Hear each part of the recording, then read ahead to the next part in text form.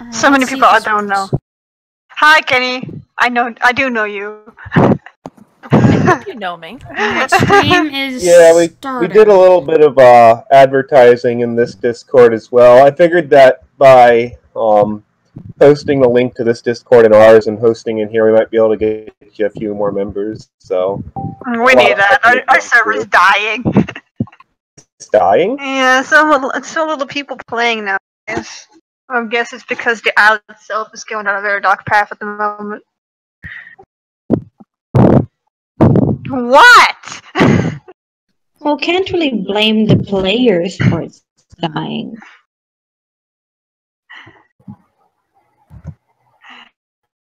What? I'm not being negative. I'm telling the truth.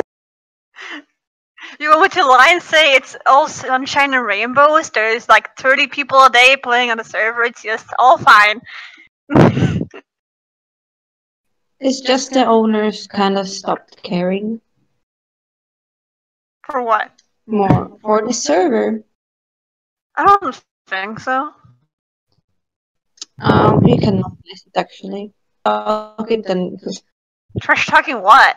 What have I not been seeing?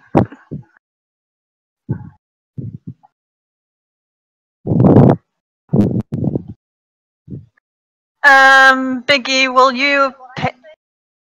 You are welcome, Biggie, by the way. I don't think there's going to be too many people watching. Hi, Biggie, in the chat. I was gonna say Biggie pinned that or something so everyone can watch the link. Hopefully the volume's working. I think it is. Yeah, I got scared of my own voice. It's alright. Wait, what? If you want it running in the background, you might want to turn off the volume.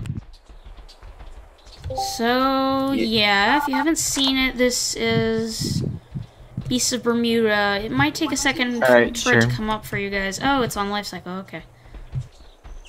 Yep. Pred, is there any specific dinosaur you want me to play to show off? I mean, I've kind of attempted to play Terra, but... if you were playing Megalo, Para, Chrono, or Apado. Okay, I will play... Ooh, it's a hard choice, actually. Ooh, Megalo's just because those are the, for those that are listening, Megalo, Chrono, Para, and Apado are the 4 animals we have in game that have our new models. The other ones are still being animated right now. I'm gonna do, I think, a pad. No, there's already an Apado. There's an Acro, there's a Para. How many Paras are there? I can't check the tab. Only one Para. I'm a Para right now, so you could be my herd mate. Yeah, sure. That'll be easier because we could be close to each other to show off stuff, I guess. Yeah, that would help us. I'm sure there'll probably be a question about the comfort mechanic, so that'd be a good idea. Oh yeah, of course. That is... I was about to send you a group invite, but you've got that covered. You can hear my voice. Turn down the volume, though. No, it's not. It's through somebody's mic. Probably mine, like always. Well, hey there. Wolf, was that you? Oh, so is the stream up and working, everyone? Can people see your stream? I mean, I think so. It's on YouTube. I posted the link in QnA. I don't know if Biggie pinned it. I also put it in the videos channel in Beasts of Bermuda, but... Oh, I need to put it in another Discord too. Give me 2 seconds. Alrighty, sure. Oh, and also, for all the guests that are joining, if you want to, like, stay further, you'll actually have to make a join application, because after the Q&A, we're just going to get rid of all the guest tags. Oh, well, that's not fun.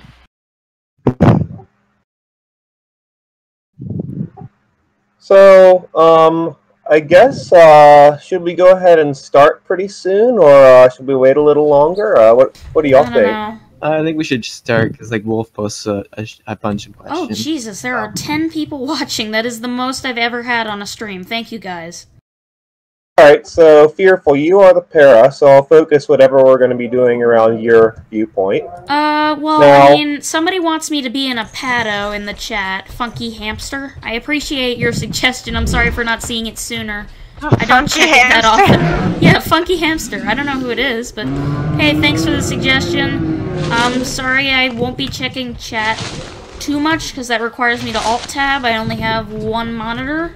And sometimes that can be bad news if you're playing a game like this.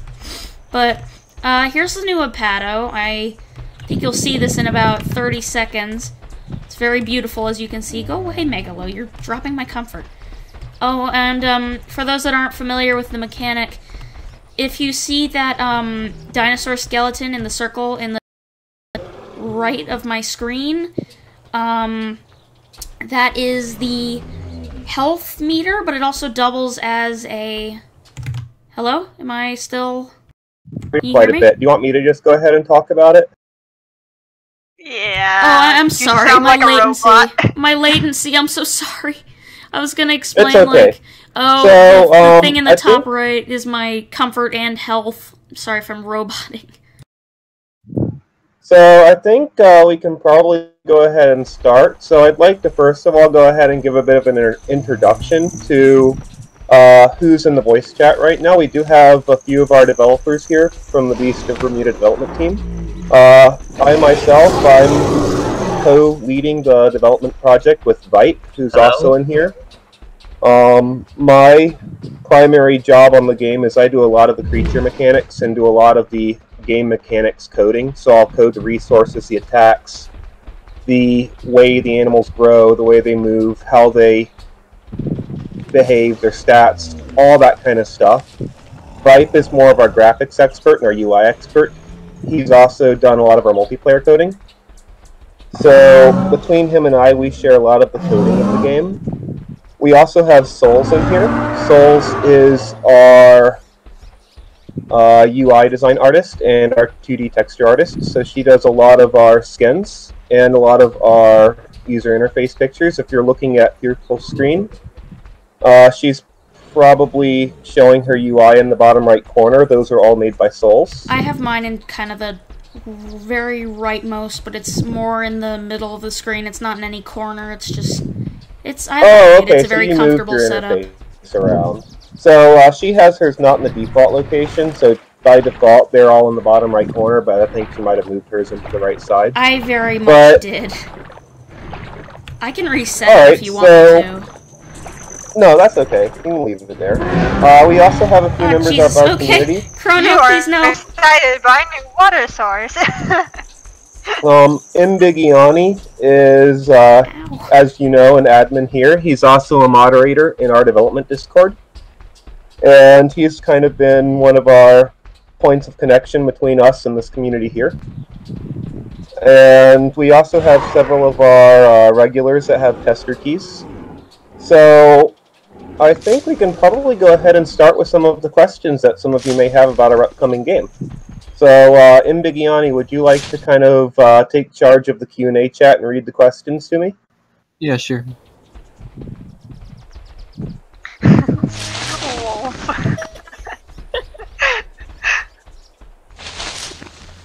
I think Wolf has like a bunch. Yeah, of take questions. his questions first. Alright, that sounds great.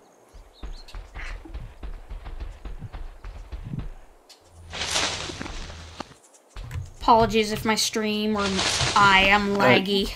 My internet's terrible. Do you want me to just read out the questions? Go ahead and read them. The way I usually like to do these is you take maybe the top question in the chat and read it out, and I'll either answer it or we'll have one of our other developers here answer it, and then we'll go ahead and go on to the next one if there's no other follow-up questions from the question that was asked. Okay. Alright, so the first question from Wolf13Ninja is, will weather affect where food grows? I'm sorry, can you repeat that? What was that? The first question from Wolf13Ninja is, will weather affect where food grows? Affect your growth rate? Was that the question? Oh my God. Will weather affect where food grows? Where Well, the rain makes understand. the plants grow in certain places. Sorry, is my mic a little bit softer? Yeah, I think your your mic might be too close to your face. It's kind of clipping, and I can't quite hear what you're saying. Okay. Here. Okay. Is this better? Yeah, that's better. Okay, so the first question is, will weather affect where food grows? Oh, will weather affect where food grows? So, actually, no, it does not right now affect where food grows. So I'll explain how the food growth in this game works, and it is not weather dependent, but if you're looking at Fearful's screen, you can see there's a bunch of plants all over the map. Actually, I think she's over at a watering hole right now. I am, because I got bitten by a chrono. But Scared yeah, off. I mean, it's really just every plant on our map is edible. I'm gonna come It's down. just that you have to be a certain size to eat any of the foliage elements on the map. Fearful, can you come down here? I want to show something real quick. Yeah, I'm coming. It's just, hopefully I don't fall because of my ping. I mean, I can still play. It's fine. Oh, I'm gonna trip if I go too fast. Quad But mode. all of the plants are edible, and if you eat them, they have a respawn timer, and then they'll just disappear until they come I back am so after sorry if 10, you hear 20, the 30 Steam... or minutes or an hour. Sorry. I'm sorry if you hear the Steam message notifications. I gotta take care of those. I'm in a group chat because I was added to it, and they're chatting right now, so... So there are also plants that spawn around the map randomly that give you a whole bunch of food, and they also give you a large comfort boost. They've kind of been unofficially named the fat plants in our game because they make you gain weight if you eat them because they get you past the full hunger point. No, if you weather have does not a lot of affect hunger. the location of the plants at this time. I am lagging Okay. very badly into a rock. Alright, next question from Wolf is, if a certain dino roars, will there be a fear factor which would lower the victim's abilities? There's not any ability in this game right now that does that effect. I mean, It's there been is brought up one. before. There's one that increases the stress that you give to others, and the comfort that you give to allies. There's one talent that does that.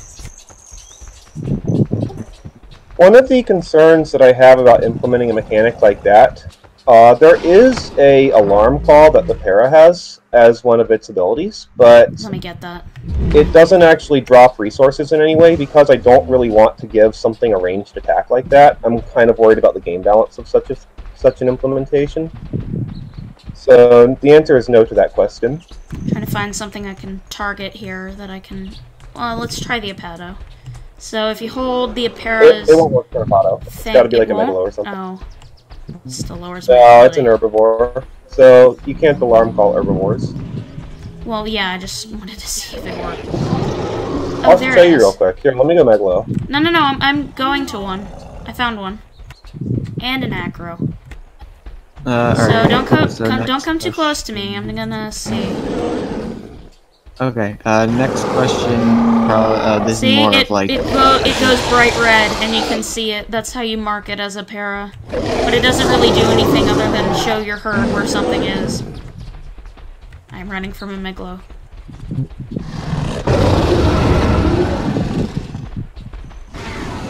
Ready to move on to the next question? Yeah, sure. Okay, let's see, next question, from Wolf is, where do you think this game will be in 10 years?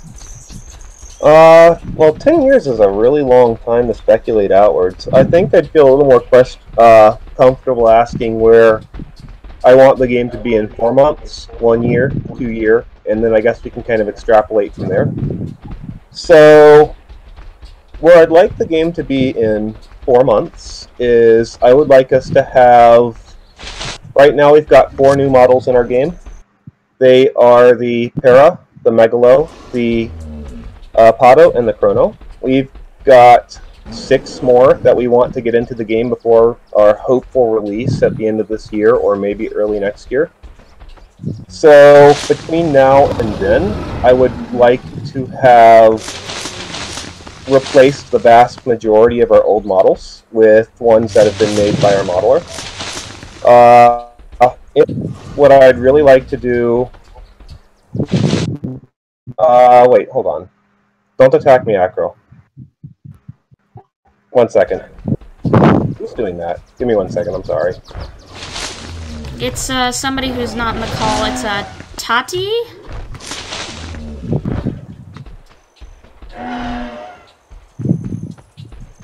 They're killing you. I banned them from the server. Oh my god. Unban them when we're done, at least. So where I'd like to... So, in 1 year, I'm really hoping that we can start getting a lot of communities to develop on our game and get servers running. And I'd like to continue adding more animals to the game, such as especially more flyers, more semi-aquatic, more aquatic animals. I'd like to get a croc in, just various interesting niches. And I'm lagging really, really badly. I might disconnect. I'm gonna. And we're just gonna keep playing it from there. Oh, I actually just lagged out too. Oh, yeah. I just lost connection. Yeah, let me. Server might have crashed or something. I don't know. Probably did. I don't see it. This is our server UI but as menu. for 10 years, I mean, really what we're probably going to be doing with this game is as long as there continues to be public interest and as long as there continues funding for us to continue the development of this game, we will continue to work on it. But stream is hopefully going to reconnect. OBS is, yep, it's back. Fix for my latency because, oh boy. Okay, next question from Wolf again. Do you plan on adding tar pits or any natural death traps? Tar pits or any natural death traps, that was? Yep. Probably not. I mean, that's come up several times before. I would like to add more natural disasters to them, but I don't think I really want to add tar pits. Mostly because it'd kind of just be like, at least in my opinion, it's either a spot on the map that you know you avoid, or it's a spot on the map that newer players are going to fall in and go, why am I dying? And I don't really think it will end up adding a whole lot to gameplay, adding tar pits or death traps of any kind. There are some temples that we like to build on the map that do have dangerous AI in them sometimes, but probably no for the tar pits. Okay. And then let me find the next question. From Wolf again. If you do add droughts, will that affect the ocean? And if that does, will land bridges appear from the ocean? So that's a good question, because we definitely do want to add more to our weather system. So let me give a brief explanation of how the weather in this game works right now, and explain how we could carry it out to that. First of all, we have tides in the ocean. So the ocean right now kind of just goes up and down. I think it's on an hourly clock between a high and low point. And if there's a severe storm, the ocean will actually rise up and start flooding the map if the storm is bad enough. Now, the opposite of that would be a drought, where the ocean plane starts dropping lower than it normally is. Now, I like the idea. Tide. And some of our maps are designed such that there are land bridges on the map at low tide. Now, if we were to code droughts into the game, what I would need to do is set it up such that the water sources start to drop during a drought. Right now, they drop when you drink from them and then they slowly recharge over time. And that recharge rate of the water sources is based off of how rainy the weather is. So if it's not rainy, they just slowly go up. I could extend that concept such is actually kind of an extension of the Mosagrab, where we are currently when you pick up an object. I am in the streaming. game, I'm just so, trying to get it to cooperate with me. I'll come down in just a moment. I need to not die from thirst. Since we're just demonstrating stuff, you can do the admin login and fill all stats. I mean, we're just trying to demonstrate stuff. I don't know what it is, and I don't really want to reveal it on stream. There, that's what it is. I don't care. We can change the password. That's the admin login, and I expect people in here to behave.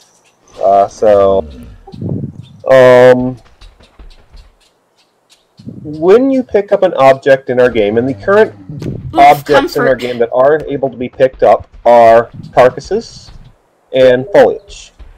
So you can pick up plants, you can pick up carcasses, you will be able to pick up eggs, you will also be able to pick up small offspring, so like hatchlings and stuff like that. And when you pick something up, it actually, Fearful, can you press O really quick? There we go. It'll take a few seconds to show up. Yeah, it'll take a few seconds, yeah. So you have a carry weight in the bottom left corner, your carry. It's probably 0 right now. If you go and find a plant that's able to be picked up and you pick it up, yeah, it'll go up. Give me one moment, I'll pick something up that I can actually grab. It'll take a second. I like how this mechanic is planned to be fleshed out, though. I got one. I got one. That you can now have, you'll now have to, as a parent, actually focus on your eggs much more than we've had in other games. It should show up on screen in a moment. It came up in my chat log too, because I have that. Yeah, I can see you carrying it. You're holding a plant that's very much too big for you. Yes. So, to elaborate a bit more on that, yeah, there actually is going to be a talent that specializes in letting people take eggs from other players. It's called Egg Thief, and it will reduce the effects of carry weight. So carry weight slows you down. The more you're carrying, the slower you can run. So if you're something small like a raptor and you pick up a large egg, you're going to be really slow, and it's going to be easy for them to catch you and take the egg back. Let me see if I can grab a bunch of things. Also, it does not take your stamina to hold objects, but if you're holding hatchlings, it will probably start draining your ability power, which is what you use to attack with, or to use abilities with in our game. So that will start draining, much like it does for the current Moza grab mechanic. Oh no, Pred! Oh no! Well, that basically means that you won't be able to kiss the map forever for like half an hour. Pred, look at that! Eventually you're going to get tired. Pred! What the hell? Are you holding a tree? Yeah, I'm holding a tree. Look behind you, Pred. Oh, yeah, so those are a little over. I messed up on the map. That fern isn't supposed to be that big. So I need to go ahead and change the transforms of those so that they scale properly. Or that the weight changes based off of how large the scale is in the first place. Hey! Hey, what are you doing? But yeah, so you can see that you can carry objects. Actually, here's a good example right here. I have been stopped.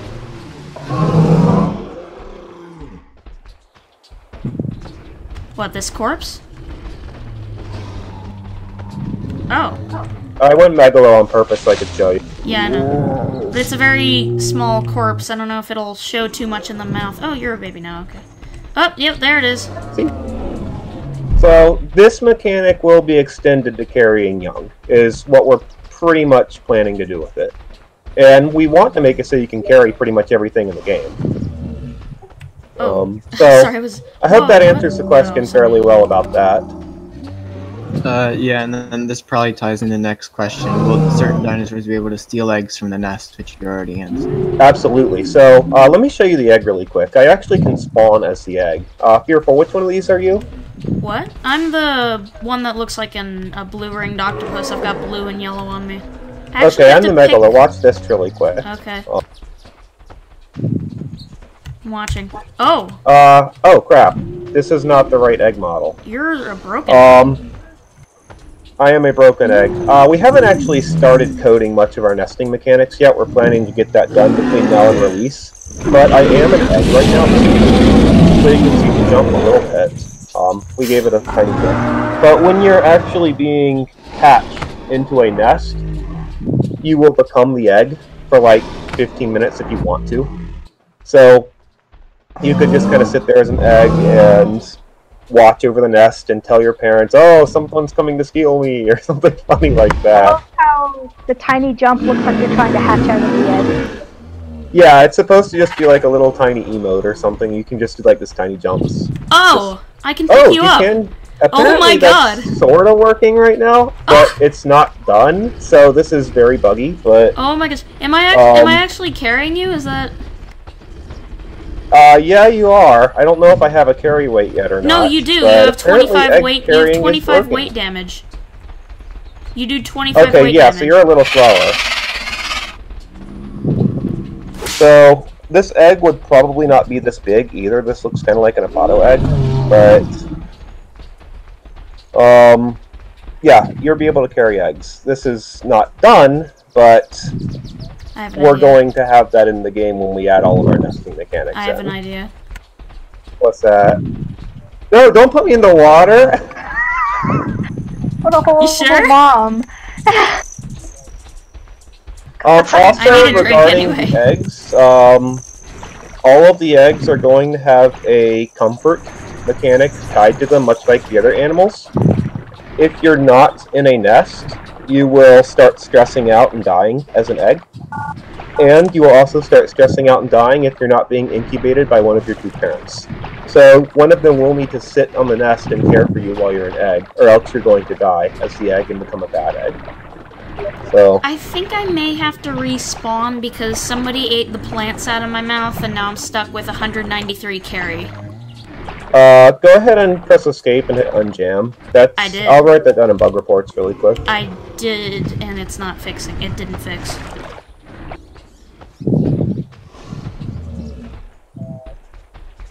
Alright, ready for the next question? Yep. Should I go carnivore or something? Okay. Will asteroids ever be a natural disaster? I doubt asteroids will. So, at one point we had forest fires, and we had to disable them because they were causing server lag and a lot of problems. But I would like to get those back in. I doubt we do asteroids, mainly because, are you thinking small asteroids or big asteroids? Like something that would wipe out the entire map?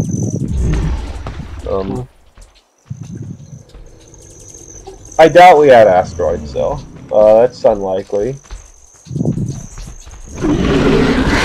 If you have a volcano at some point, though, we might have projectiles coming out of it at some times.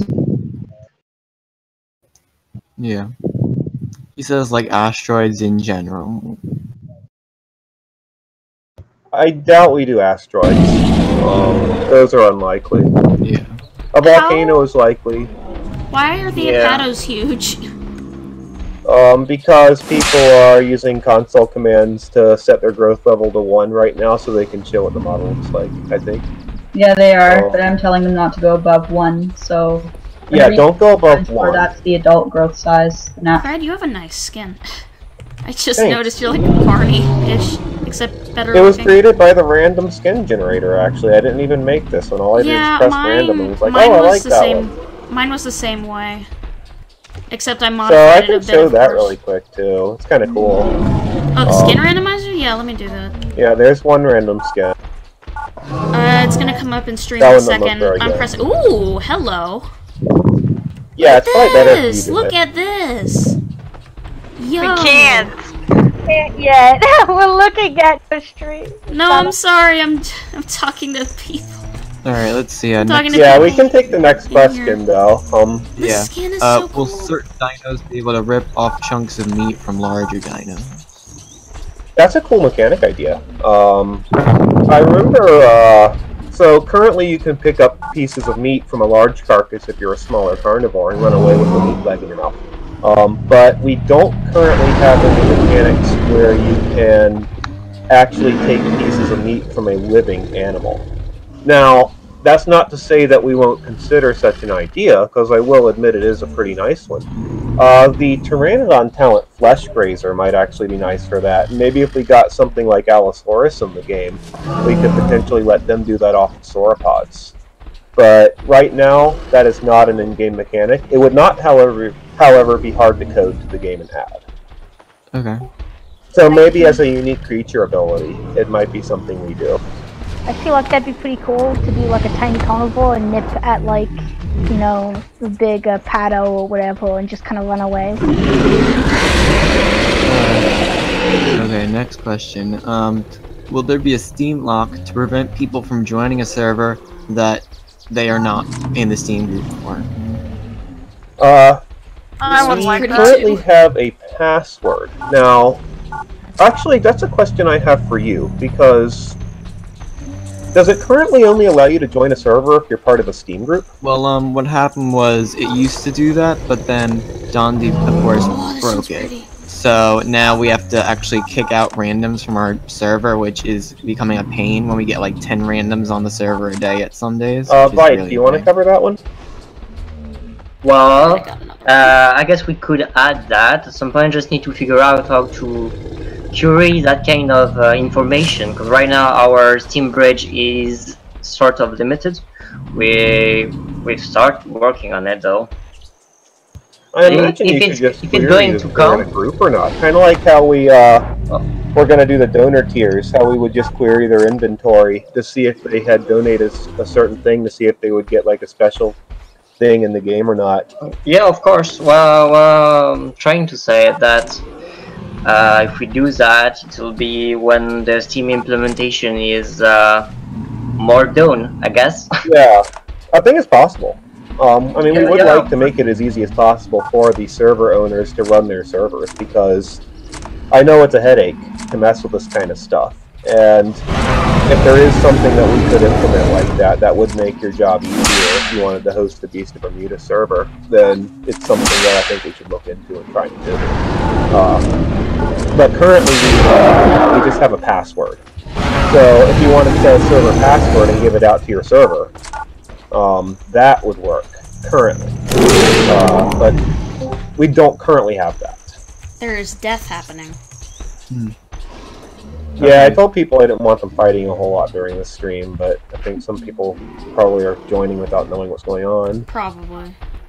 Alright, let's see. The next question is more of like the game. It's not really about like a mechanic or anything, but it's why do you think people will want to play this game instead of other games? Well, because it's not Dondi. I mean, there's a lot of different games in any genre.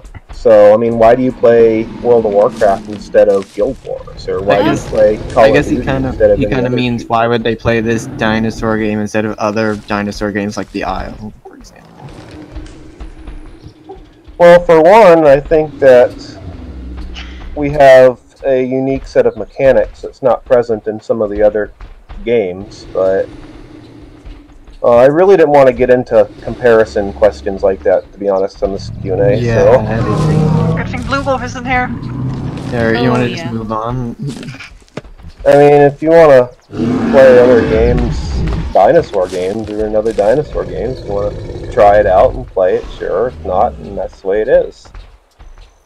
I think you can play as many of the dinosaur games as you want, because I think they'll all provide somewhat different experiences from one another. Definitely. They've all got something special to them, no matter what they are.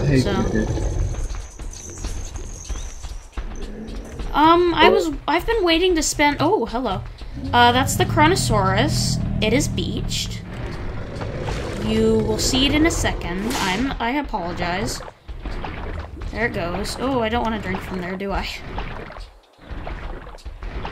Okay, next question. How will the nesting mechanic work? I think you kind of covered this earlier, but... So, do we the way the nesting mechanic will work is... you will first be required to have a certain friendship status with the person you want to mate with. Okay, that's the whole thing. So, the way you gain friendship is by being in a group with somebody for a period of time and being near them. We had over time. Pred and I had Class D earlier in the stream before he respawned. And, once you get high enough, you can actually see it on the scoreboard right now. If you press tab and see under actions, you'll be able to... Oh, it's not there right now.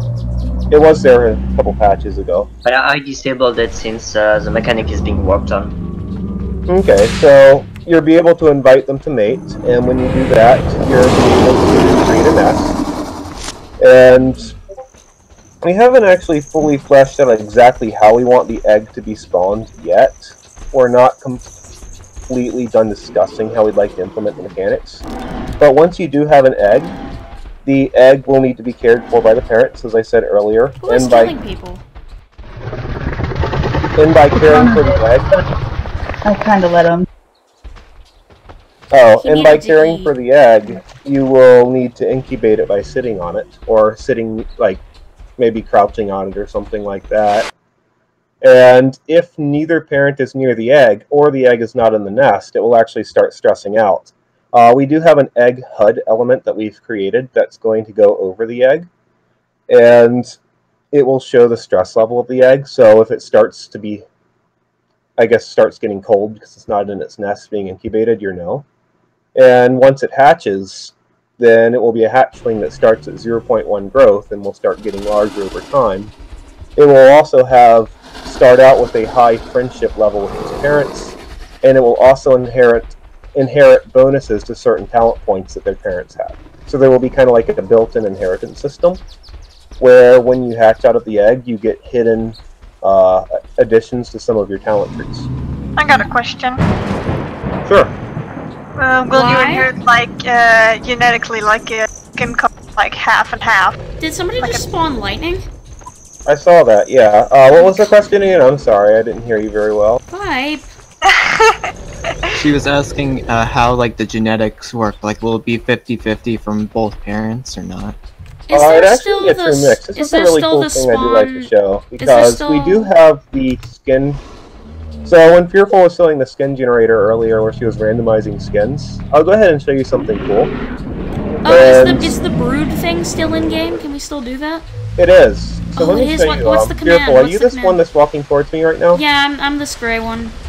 So the skins will not be 50-50. The way they actually will work is, watch this. I'll go ahead and do it. Please, please. ID is 257. UI is off.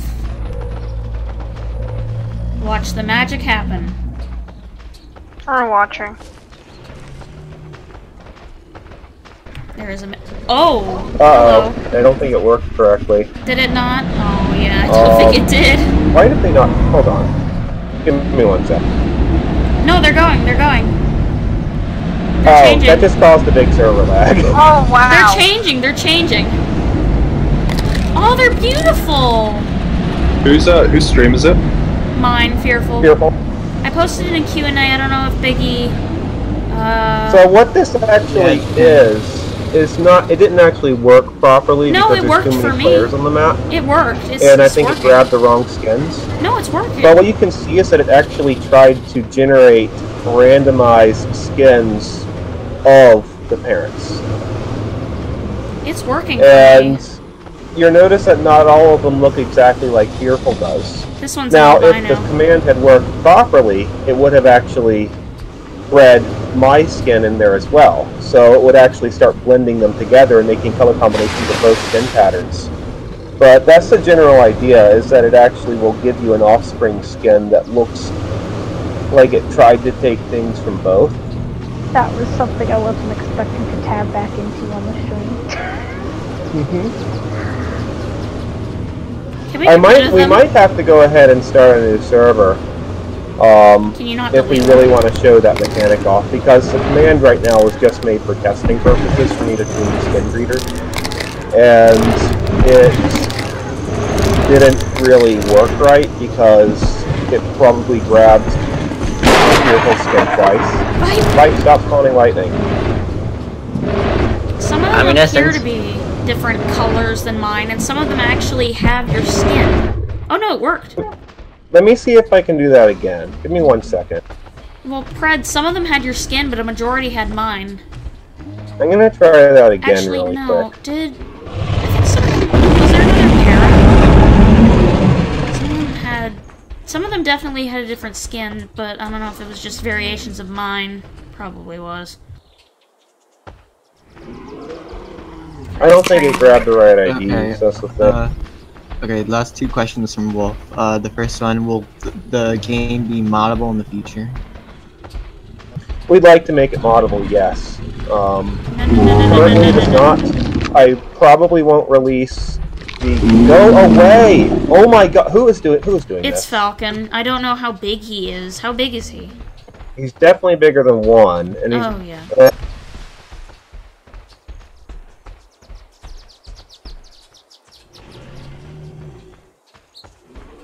I got him back there to 1. There he goes. He was like 2 or 3. So, I would like to make the game moddable in the future. It currently is not, but I definitely would like to let players start modding our game. So yes, I'd like to go ahead and implement that to the game. We will not release with our game being moddable, though. We just have too much other stuff to do between now and release date before we want to... I mean, we just don't have the time right now. Okay. And then last question from Wolf. In the future, will server owners be able to lock colors? So, like, you wouldn't be able to create, like a neon pink skin. A skin like Falcon's. So, one thing that we might be able to do with that is make it so players can only randomize their skin. Because the skin randomizer doesn't really generate skins that are really loud and obnoxious. Oh my god, it's only when players deliberately grab the sliders and go ahead and go, I'm going to make this color hot pink. And that's where you're getting some of those really strongly colored skins. The randomizer deliberately has a base of colors that only chooses random, like, pretty random hues. There are there is a Moza. So yeah, I would like to make that a server option if it's something people would want. I mean, it wouldn't be that hard to add it as a server config, but I don't think we're going to go ahead and start trying to find an algorithm to determine what's the natural skin and what's not. We just leave it at the randomizer and turn off skin customization if we want to go down that route. Yeah, it would be a pretty complex algorithm. Yeah, it's based off aesthetic. At best, we could possibly prevent certain hues, but that's about it. The problem is that certain hues with a low value can look good, while when they are very bright, they can look terrible, such as neon. So yeah, if we were to try and figure that out, it would be not anywhere near our release. Maybe in a few years at best. I need to go pick up some plants to fix my carrying weight. Okay, so now these are the first of the questions from J. Kenny. So she says that she noticed that there were a few phrases that were mentioned about different grades of friendships. So how can you become friends with other dinosaurs, and how does that affect gameplay?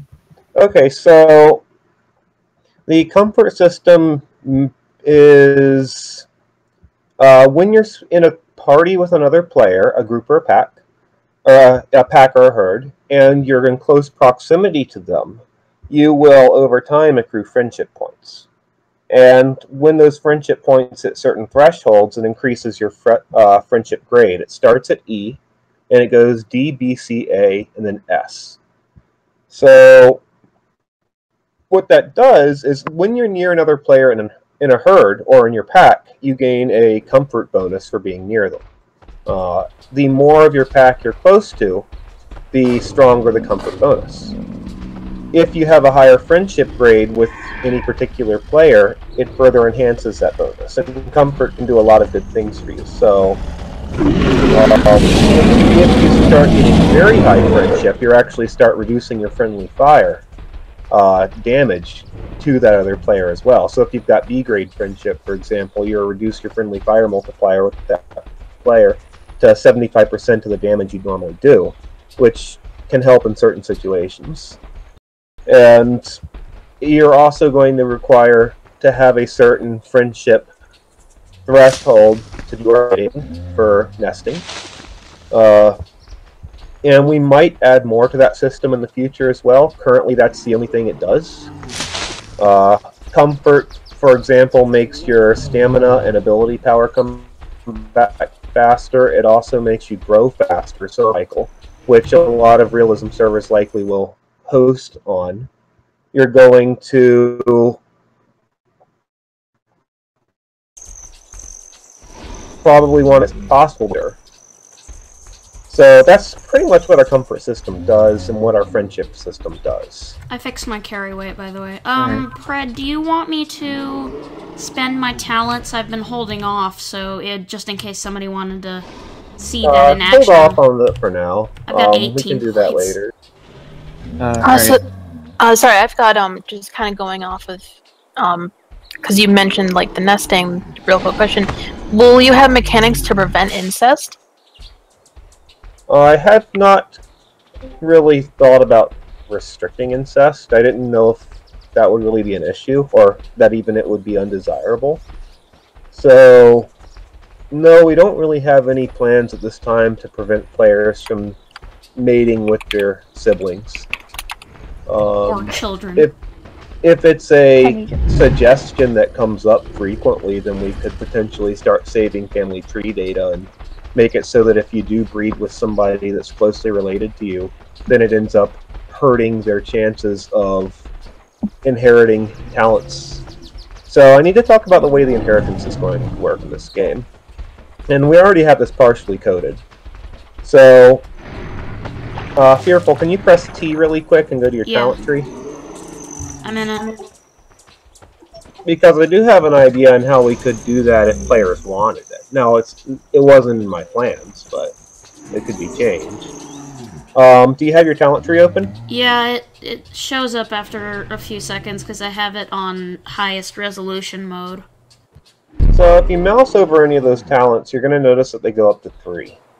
So the talents in this game are power, mobility, and survival. So you start in the center, and you work your way out towards the edges where more of the more powerful talents are. And you can talent any talent up to a level of 3. Now, when you have a hatchling, you are going to also pass onto that hatchling a random subset of the talents that you have taken. Now, they won't show up in their tree, though. They're actually going to be hidden. All of our talents actually go up to 5. You just can only talent them up to 3. You can inherit +1 or +2 to any of these talents on this tree, such that if you were to talent into it and inherit from it, you'd actually get it even higher. And the modifiers and all the talents do go up to 5. Now, if we wanted to do incest, we could potentially make it so you started inheriting negative talent modifiers instead, so that you'd get a -1 and a -2 on some of your talents and you'd be really weak. So, that would be how I would code it if we decided to do some kind of implementation like that. But I don't know. It depends on what the player base wants us to do. Alright. And then the next bundle of questions have to do with weight. So, how do you gain and lose weight? Does this change how you look? And does weight loss or gain affect gameplay? I need a fat plant. Can you elaborate? Is that carry weight, or is that actually being overweight from eating being too much? fat, yeah. So it's overweight from eating too much? I need a fat plant. Yeah, that. Can you go ahead and set your stats real quick, Fearful? I filled them all just now. I need you to type a certain command. Let me type it to you real quick. Okay. In PM?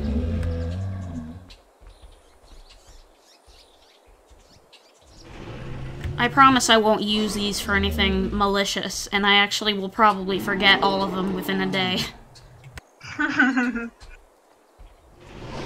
Oh, also, while I'm just kind of sitting here, it's a little bit of a good time to show how my para, which is 0.63, is bigger and physically different in terms of the crest to Pred's para. I also need to check my PMs. I have notifications disabled since it's streamer mode. I'll go ahead and set stats on my screen. I'll just show it. So,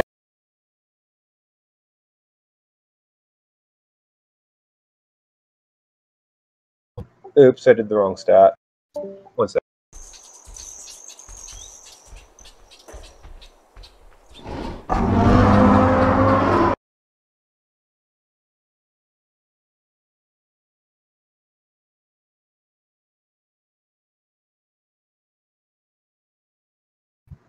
Alright, so to answer that question, if you have, most animals in our game have 100 food. So if you eat up to full, you get up to 100 out of 100, but you can actually go past that.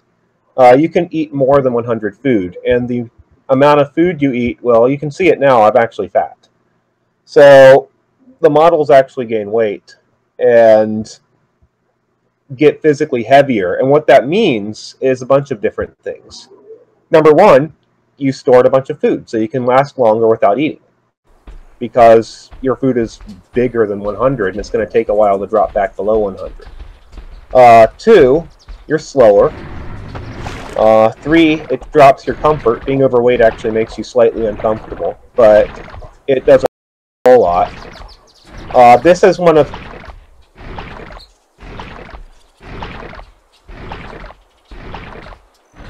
apply to other players, and decreases the strength of knockback effects applied to you. So if you wanted to deliberately get overweight to do a certain kind of hunt, it might give you a statistical benefit. Maybe the obvious choice is Packy, because it has a lot of knockback, and people like to get fat as Packy and go around knocking people around. But some of the other ones have benefits as well. 5, being overweight reduces your susceptibility to being hurt by storms. So when storms come and it makes you stress out by having very low comfort, if you're overweight, it actually gives you a little bit of resistance to those effects and makes it so it's not quite as strong. It makes you drop your stamina faster. And I think that's it. But yeah, so I'm overweight right now. I am going to start losing this weight. I've already gotten down to 119 food, so I am dropping, and I'm getting slightly skinnier.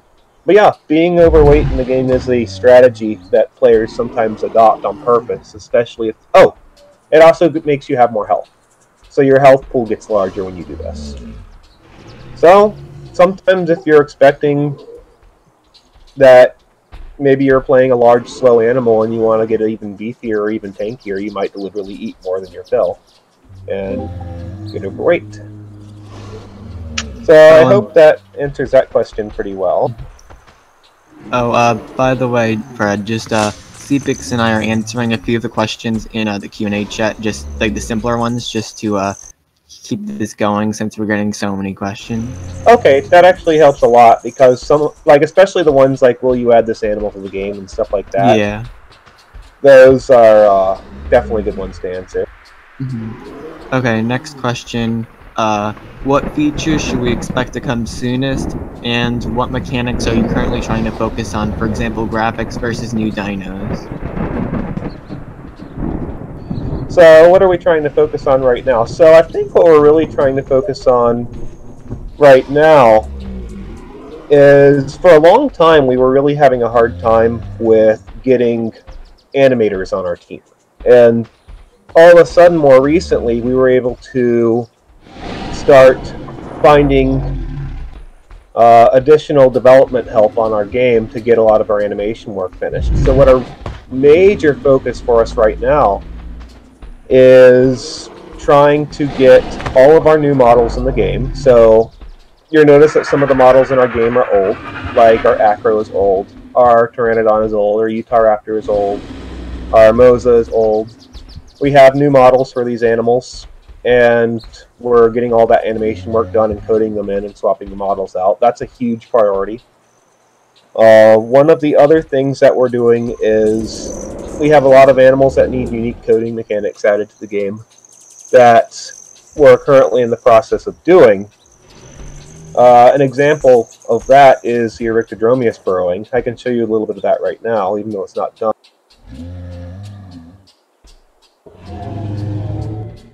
One sec.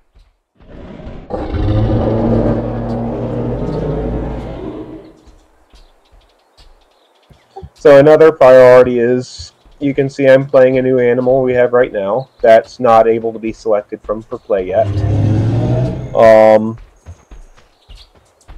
This animal, and this is another focus of what we're doing right now, is called our Eryctodromius. And it can dig burrows. Oh my god. Oh wow. didn't know that that was actually in game. I can go in my burrow. I'm waiting to see this blow on stream. But as you can see, we have a lot of pretty innovative game mechanics that we're trying to finish up, and that's another major focus for us, because one of the things that we do take a bit of pride in with this game, and I guess this kind of follows a bit on the question someone asked earlier about why would you want to play this game instead of other dinosaur games, and that is because we're trying to really put our best foot forward with the game mechanics. We're really trying to make the animals unique, interesting, and fun to play. We're giving them aspects that, oh my god, you went in my burrow. That's not supposed to happen, but What? we do intend to have velociraptors and hatchlings be able to go in the Arictodromeus burrows. I did not intend for a subadult para to come into my burrow. Do But you want me to possess Velociraptor and showcase that, Fred, or not yeah, yet? sure, that'd be cool. What size is Falcon? So I came out of my burrow now. So, yeah, as I was saying, we've got, and for example, for our Tyrannosaurus Rex, we're going to make it so that it can grab and toss players. And a lot of our animals do have, for example, we do have a lot of animals that are very adept at swimming and semi-aquatic behavior. The Chrono has a lunge that it can use to ram into other players and deal a lot of injury damage. And, oh yeah, we have the Velociraptor is kind of under construction right now. We're adding Vipe's new model in, and it only has its run animation. So, I'd say that what we're focusing on right now is really trying to get our game prepared for Steam. And it really just has a lot of code left to be done, a lot of bugs left to be fixed, and a lot of new assets to be added to the game, dinosaur assets. Alright. Okay, so the next question from Festive. Will sauropods get quill feathers on their thick necks? I don't think no, probably not. The Apato model that you see right now is our final Apato model. It does not have a quilled neck. We are likely to have another sauropod in our game at some point. Maybe it will have a quilled neck, I'm not sure. If I could just jump in on that. So, we have discussed adding a Margosaurus, which has been requested quite a bit, and quite a few people like it, so maybe that could work as one of our smaller sauropods, which obviously has, quite an elaborate structure down its neck, but I don't think we would be adding quill feathers, because why?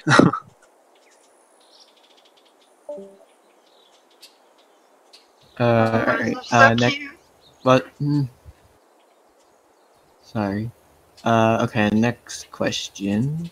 Do you plan to have AI, insect, mammals, etc. for carnivores to eat and/or to add ambience? I would like to add some more to this. So I'd like to reference Saurian's little lizards they had that ran around on the map that you could catch with the Dakota Raptor. I really liked those, and I would like to have some AI, because one thing I want to do with the game is make sure that when there's an empty server, or there's a server without a lot of players on it, there is some food for carnivores to get. But if the population gets too heavy, then they start having to compete for food and need to hunt each other, or need to hunt other players. And right now we have a placeholder mechanic for that. Our placeholder mechanic is that around the map, small little carcasses will spawn, so that players can go sniff around the map and look for the carcasses and find and eat them. But I eventually would like to swap those out with some kind of little critter AI. It's just, I doubt that's in for release, but it is something that I would like to do. Okay. Alright, next question from Noir. Will subpar computers be able to run this game? Currently this game is benching in a fairly similar to the Isle, actually. So if you can run the Isle, you'll be able to run this game. The graphics on this game are running fairly similar shaders, fairly similar foliage. It's not too different. We've got our game scrubbed pretty clean regarding GPU and CPU load. So that's something that Vipe and I have both been scrutinizing as we've been getting closer to our release. Just trying to make sure the game runs as lightly as we can get it to run. So, if you can run ISLE, you'll be able to run this game, I'd say. It's about the same CPU-wise. Okay. Alright, another question from Noyer. Will trample damage be a thing? Kind of. Fearful, I want to show you something really quick. Okay. I was about to answer... It's not... Never mind, it's... What? What's up? Where are you on the map right now? Are you down there near the sandhill? I'm on the big hill. This little hill right here. I just roared. So there's kind of trample damage, and kind of not. So, I want to show you something really quick. It's coming up in my chat, even though you're a baby, so... Can you come over to me? I'm the Erectodromius. Oh, the Erecto. Okay. Where'd you go? You're so tiny.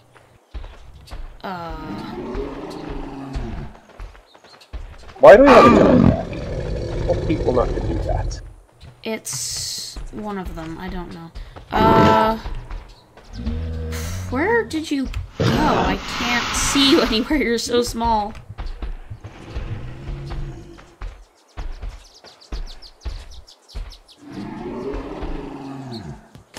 Okay, I see you right there. Oh, there so you do you are. see the Apado right there? So you go run into its feet. Run into its feet real quick while it's moving. Oh, yep, there it is. If I was smaller, I'd be flung a bit more. Here we go. Oh, yep, there we go. Oof. Uh-oh. So the answer is kind of yes and no. That's actually not doing any damage, but we do have some knockback effects going on. And the primary reason for this mechanic on the Apado is that the Apado is actually a pretty tricky animal to balance from a combat point of view. And one of the reasons we have this mechanic in place is so that people can't as easily just sit on one of its feet and bite it over and over and over again, so that it knocks you back like that. And I don't intend for these mechanics to deal damage. At one point we actually did have collision, player-on-player collision, and a lot more knockback effects going on, and it actually kind of got the game to be really glitchy and annoying. So we've disabled most of them to where collision is off, and it was pretty mutually agreed upon within our tester community that getting rid of the collision was good for the game. But there are a few remaining players that do have trample, and we will not be taking the trample off of the Apado. Alright. What? Okay, next question. What kind of skills are there, and how do you gain points to get better skill? So I'm guessing you mean the talent. So the way you gain talent points, it's based off of game mode, actually. So we have 3 different game modes in our game right now. And the way you get talent points in Life Cycle, which is the game mode where you spawn as a juvenile, or you get hatched in as a hatchling, and you grow up, it's based off of your growth level. So when you spawn in at 0.4 growth, you have 5 talent points to spend. And as you grow, every 0.04 growth, you actually gain another talent point. So, Fearful, can you press T really quick? Yes. Okay, so go ahead and... Do you want to talk a little bit about the talent tree, actually? I mean, if that's alright with you. Yeah, sure, go for it. You can, because you have it up right now on stream, so you can kind of show some of the talents for the para and talk a little about... Like, try and explain what your favorite para build is. How do you usually yeah, okay. That'll be fun. So currently I am a .692 Parasaurolophus. Pred is an adult one. I have 22 talent points from growing up. I started with 5. I have not applied any in my entire growth. There's, of course, mentioned earlier, this is the mobility tree. You go up this one for speed and general, well, mobility over different types of terrain, including ocean. This is the survivability tree down here on the bottom right, which includes stuff like being able to eat and rotten corpses or getting more value from plants.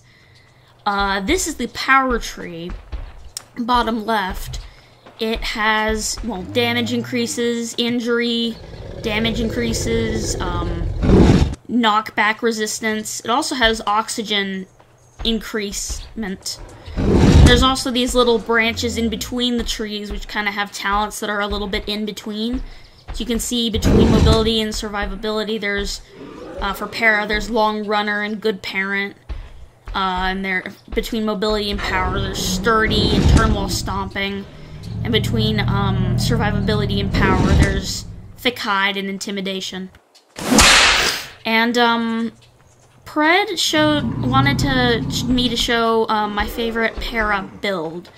So I'm going to, as you see, there's ability power increase. I try to click strong bones, but 0 out of 3, so I can't do that. I have to go ability power pool increase, strong bones, sturdy, turn while stomping, and then I can go health pool increase, damage increase, bruiser, and healing increase. And that is all my talent points spent. But now you'll notice my health is a little bit drained. My ability power fills up pretty quickly if I modify that. I do more damage. Apologies if the stream is lagging at all.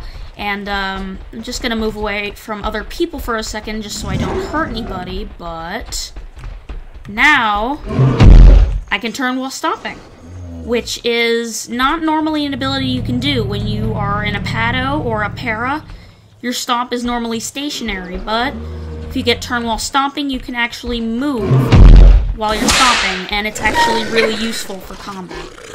And as you can see, I've basically made an attack para, which is what I usually like to do. I mean, was that alright, Brad? Yeah, that was excellent. Nice job, Fearful. That was wonderful. Oh, thank you.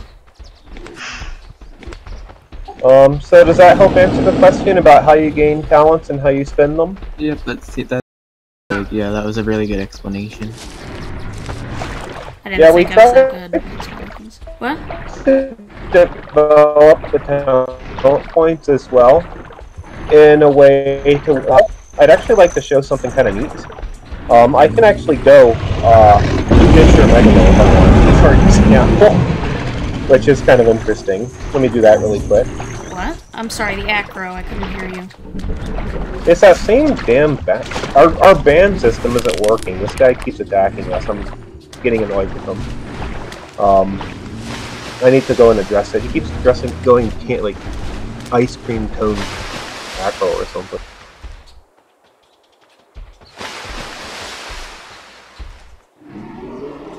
I mean, to be fair, he hasn't been attacking. He's more just been, you know, being loud and in the way and going past 1.0.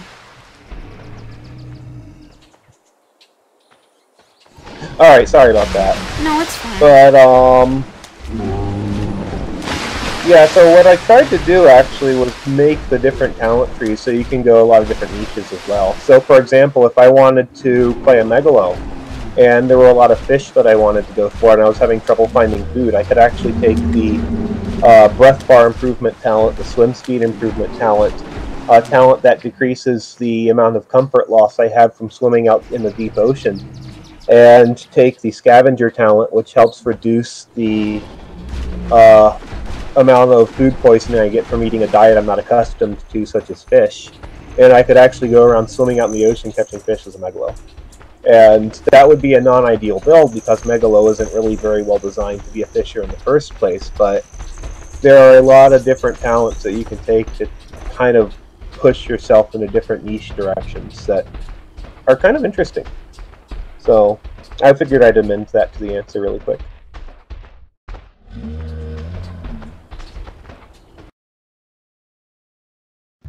Now we can go ahead and move to the next question. Okay. Let me just see. What improvements will be made to improve the flying? So the flying right now, I'm fairly happy with the way the flying works right now. Vipe is not, I don't think. No, I am not. So Vipe, do you want to go ahead and cover this question? Because I need to use the restroom really quick. Yeah, certainly. So, In my gaming time, I have been very into a game called Primal Carnage, the first version that was left in beta a few years ago, and I found that flying in this game was excellent gameplay-wise and mechanic-wise.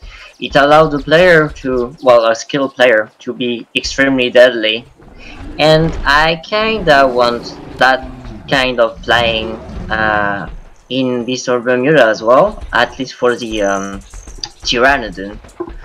But there is still quite a lot of work to do in these aspects, and I've been waiting for the new model to be animated and in the engine to rework the way the flying functions.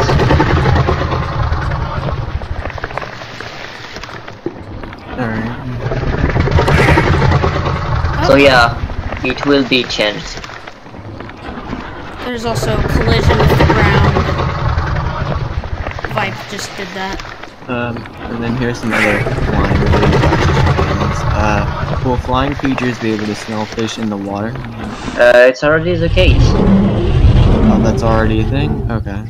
Yeah, it's Yep. more like... Oh, sorry, go on. Do you want to do it, Dusha? Yeah, go ahead. So, certain creatures like, say, Pteranodon, for instance, can use that call, and it will highlight fish under the water, so it's not so much smelling them as sort of seeing them. And it just means that you can sort of dive down on them a little bit easier, because otherwise it's going to be pretty hard to spot the fish. And then...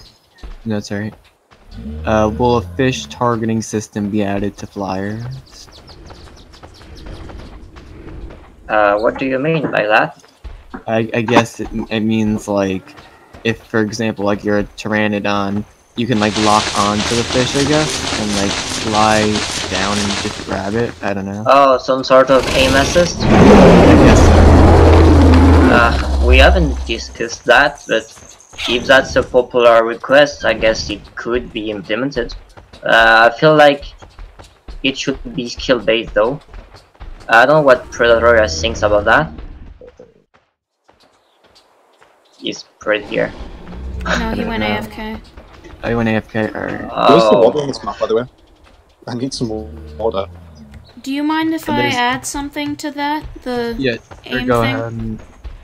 There was a problem earlier in development with one of the aquatic creatures that can actually sense fish with its call, the Elasmosaurus.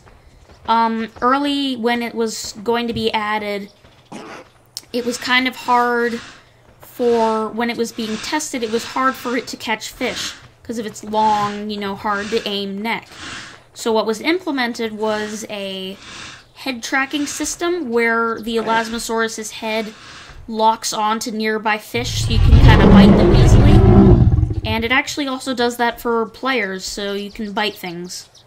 But, I mean, that's kind of the extent of aim assist we have in the game. It's only for the Elasmosaurus.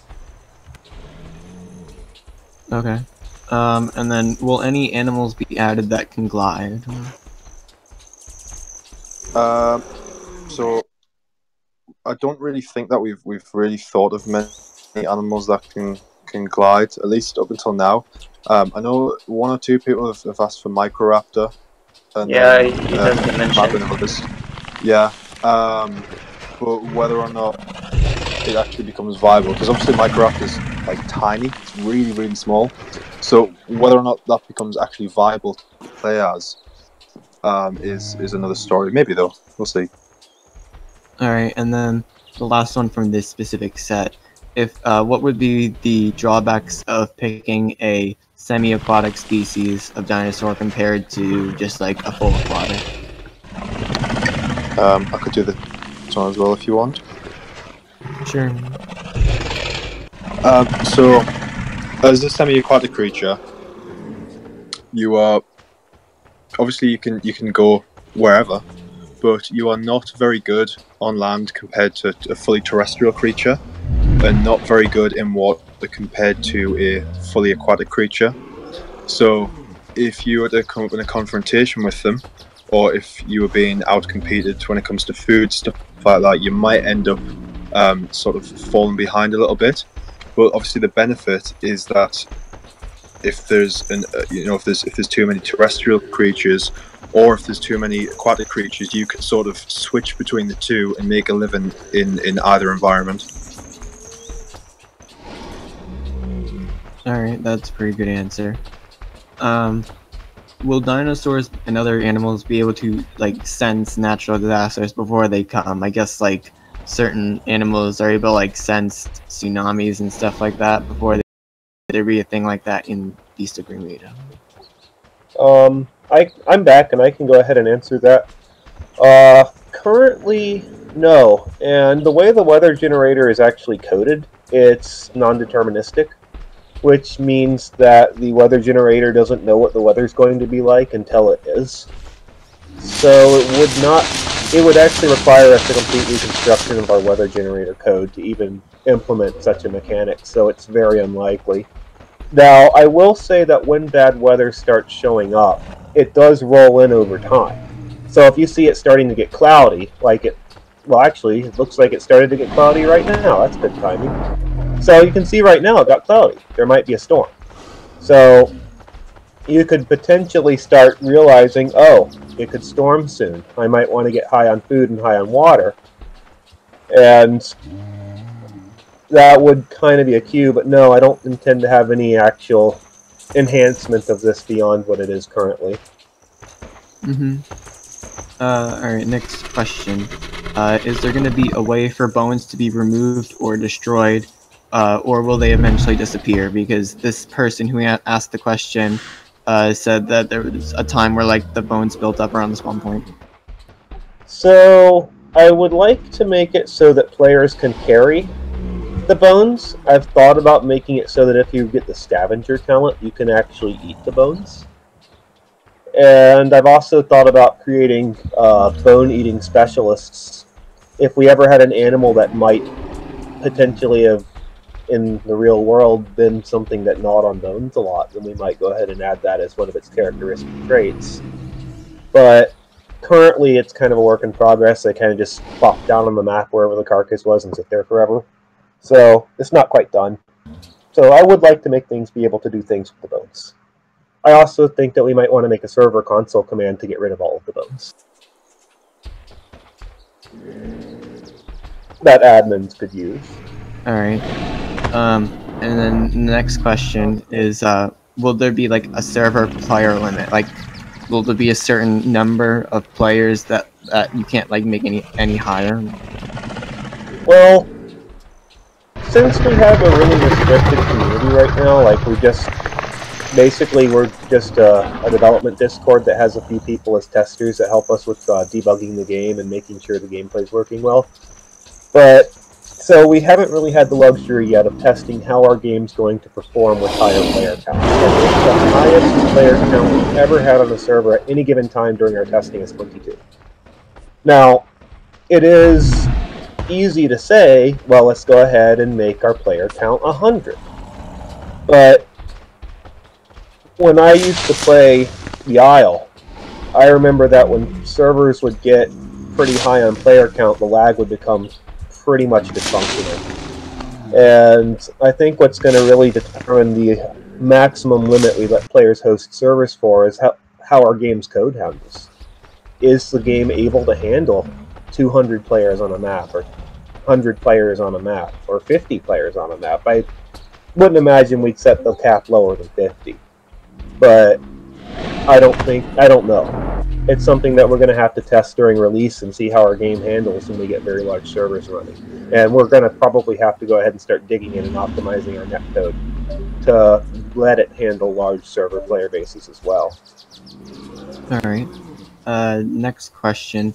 Will dinosaurs be able to be infected with a virus that would affect them over time? Or, like, if they had a wound, would that wound possibly get infected if the player isn't able to heal in time? We don't have any infection mechanics at the current time. I haven't really thought about it. It's something that I haven't heard before as a suggestion for Beast of Bermuda, so I'd say the closest thing we'll probably be having is a venom mechanic, though. There will be some venomous dinosaurs that will be able to infect you with a bite, and that'll slowly affect you over time? Yeah, you do have that. Yeah, Venom. So, what Venom does is it starts zapping your ability power and your stamina. So, what you end up with, if you've gotten heavily envenomated, is your stamina and your ability power start to drop. Now, what that means is that you end up with an animal that's got no stamina, no way to get stamina, no ability power, which basically means you can't attack. You can't attack and you can't run. So, if you get enough venom on you, you're in serious trouble. But I don't. That's the closest we've got right now. All right. Next question. Do you think that with proper funding over the next few years, would Beast of Bermuda be able to have similar graphics to the Isle? We found a new texture artist that's pretty amazing, and if our game sells well enough, I think that it's very likely we'll be able to continue improving the gameplay's graphics. I mean, Vipe's amazing. Vipe is a graphics student, and some of the stuff that he's able to do with our new Velociraptor feathers is incredible. And, of course, I mean, if you look at this game a year ago, it doesn't look anything like it does today. You look at the game a year and a half ago, and it was basically... We're moving fast, so I think absolutely. I think that it is a matter of having the resources available to be able to commission and bring on board the right set of talent. So I'd say yes, I think we can do that. Alright. Will a dinosaur's hunger affect their body value? Like, would a starving dinosaur provide, like a dinosaur that died from starvation, would that provide less food than, say, a full dinosaur? Not currently. If you're overweight, you do drop a bigger carcass. But if you're starving, you don't drop a smaller carcass. And I don't really such that if you're low on food, then you drop less food for other players. I don't really think we're going to add that. So no. Alright, and then the last question. If a dinosaur is infected with venom, and it does manage to escape the attacker, would the venom wear off? Yeah, so it'd wear off. It wears off faster if you're sitting, and even faster if you're sleeping. But it will wear off over time, just as anything else. Alright. Does anyone have any further questions, or I'm gonna just wrap this up? Oh god, I see. About the islands, are we gonna get like more maps, or are we just taking us the one that's been shown off? So is that question, are there going to be more maps? Yeah. Absolutely. So right now we've got Sepix working on a large map that's got many islands, and we've got Vipe working on another large map. This map that you're seeing right here, this is a recent map that we created called Caldera, and it was a map that someone requested because they wanted to run a deathmatch server on it. So this is actually a deathmatch map. This is not a life cycle map. Now, we have some maps currently that are a little larger than this one, but we have two maps that are going to be quite large that would be much better suited to a server that was interested in hosting a realism game. And there will always be more maps. I'd like to get modding open at some point so the community can start making maps as well, but that won't be here for our release date. But yeah, absolutely, there will be more maps. I'd like to. Sorry. I'd like to get an ocean map in as well, if I can. It'd be a lot of work, but I have a pretty good concept for one. So if anyone has any ideas for any maps, actually there is a section in our Discord, and you're more than welcome to post ideas. We do actually read quite a bit. Alright, a couple of questions came in. So, what does the sleeping mechanic do? Like, is there a difference between resting and actually sleeping? So, it's something that I've wanted to expand upon that I haven't done yet. The current resting mechanic is really just so fearful. I'll just sleep in front of you real quick. It's just this real. I'm sitting, and she's sitting. Now I'm sleeping. she's sleeping. So it really just determines how fast your stats regenerate. So when you're sleeping, your comfort restores faster. When you're sleeping, your stamina and ability power restore faster. The drawback of sleeping is that you're vulnerable to attack.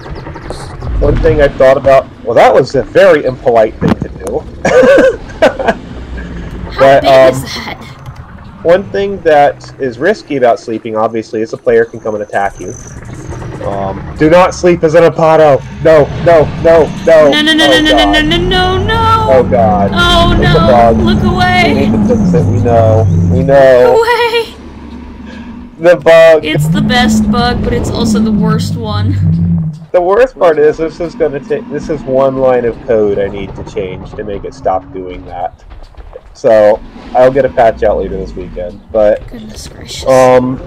I've thought about making it so that when you're sleeping, your sounds get quieter and the screen starts getting blurry and dark around the edges, so that you become less aware, in exchange for the benefits of sleeping, which is that you start recovering your stats a lot faster.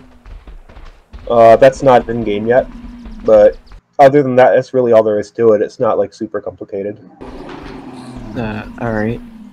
What precautions would be taken to prevent mega packs or something of the sort? So, we have several precautions in place for that. First of all, server owners can set species caps on their server as part of the server config. Meaning you can say, I want no more than 5% of the server to be able to play as a Tyrannosaurus Rex at any given time.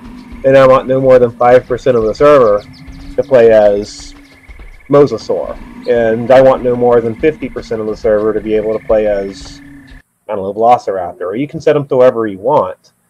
But we have configurable caps for every species that you can set, which will help keep species balanced on a server that has species profiles and has a desired, I guess, environmental set that they would like to see being played at any given time.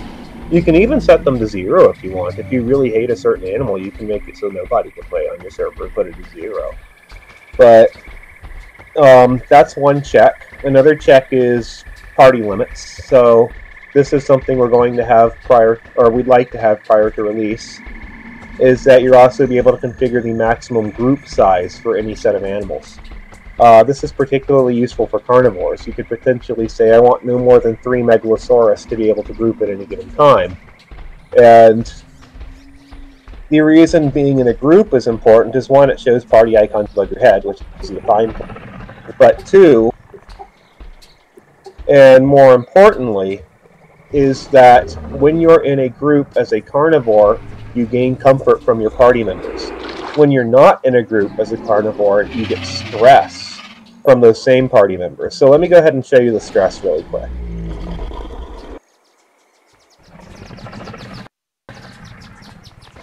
So I'm an acro, and we have an ICB here as well. I do want to keep in mind that these are 2 old models we are planning to replace. We have a great new acro model in our Discord news channel. If you want to see it, this is an old one. But if you look at the color of the orb on Fearful's screen in the bottom right color, Fearful, is it turning yellow? A little bit. I've brought up my O menu. It more shows that because it's draining by 0.2 per second. Okay, so you're getting stressed. The orb is getting more yellow, but less. So what that means is that she is getting stressed out because we're here. Now, if she was also an acro, if she's not in our party, she'd also be getting stressed out because we're here. And what that means is that she grows slower, her growth is stunted, her stamina and ability power come back slower, and if the stress gets bad enough, she's going to start losing health. So what's your stress at now? 46.6 and dropping. Okay. So I'm actually surprised it's not a little lower than that. I mean, I guess I'm around your size. I'm 0.7. Have you been eating a lot of comfort plants? I've been filling my stats on occasion, just because we're demonstrating right now. Why.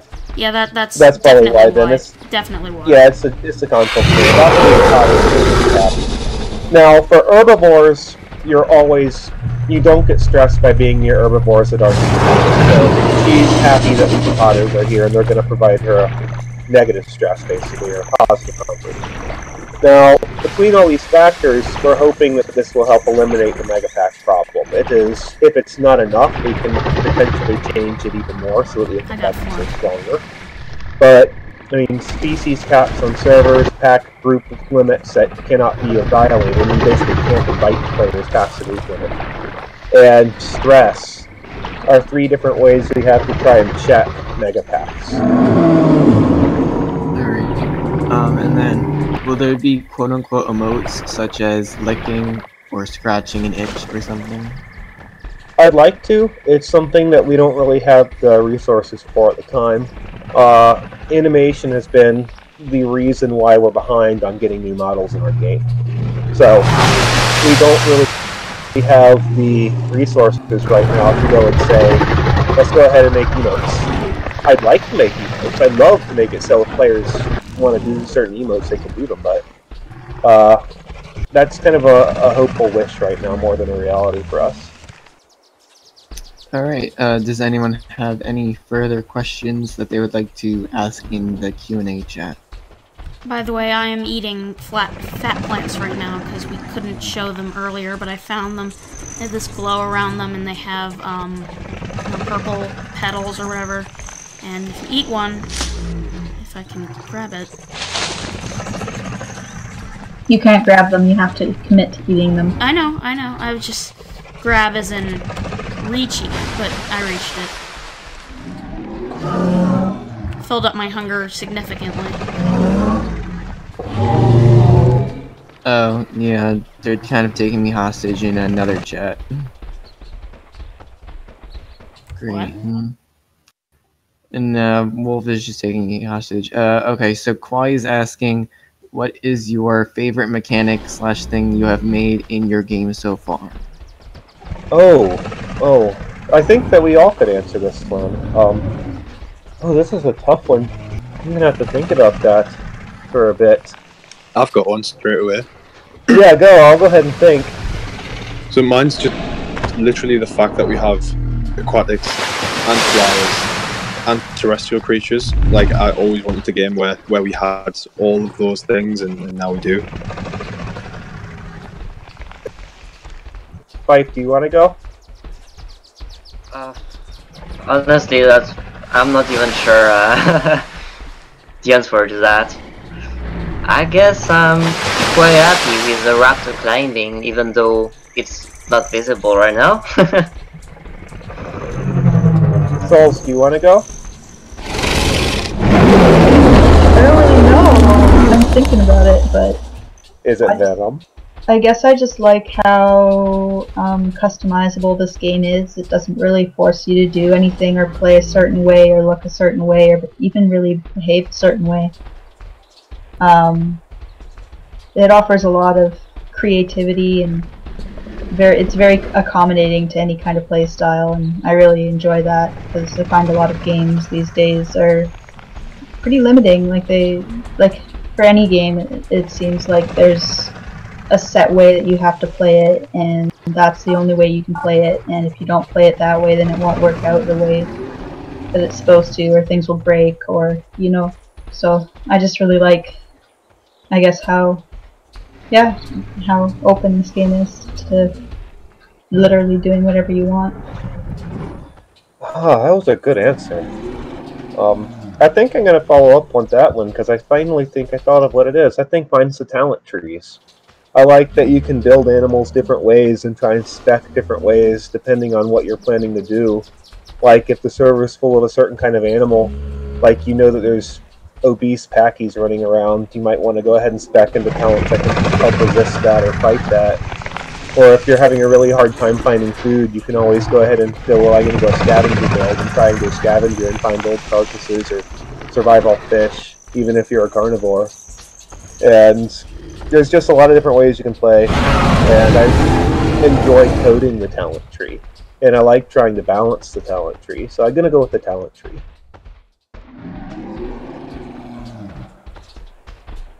Alright, any further questions? Oh, another one from Kawaii. What inspired you to start making this game? For example, was there an event or circumstance that triggered the idea, or was it more on impulse? So, interestingly, I started making this game when I installed Unreal on my computer. It was an old friend of mine named Hilla that ironically got me into this, because one day he had installed Unreal on his computer and he'd gotten on a pot of, I think it was actually a Brachiosaurus, I'm not sure, it was some sauropod model. He'd gotten it off of the Unreal Marketplace and was kind of playing around with it in Unreal. And he was showing screenshots in our community Discord at the time, and I thought it was really cool, and I was like, wow, you bought that and you can actually like have that model. And so I installed Unreal on my computer because I kind of wanted to do the same thing. I saw the Velociraptor model on the Marketplace. Actually, I think it was a Dromaeosaur model or something. But I went ahead and bought that and started running through some tutorials. And I wanted to learn how to set up a space and how to make it so the keys would make it run and jump. And at first, I mean, I didn't think I was going to make a game. I was just bored, and I was like, oh, hey, this is cool. Okay, I fixed it. And I made this like really tiny little game. It was called Raptor.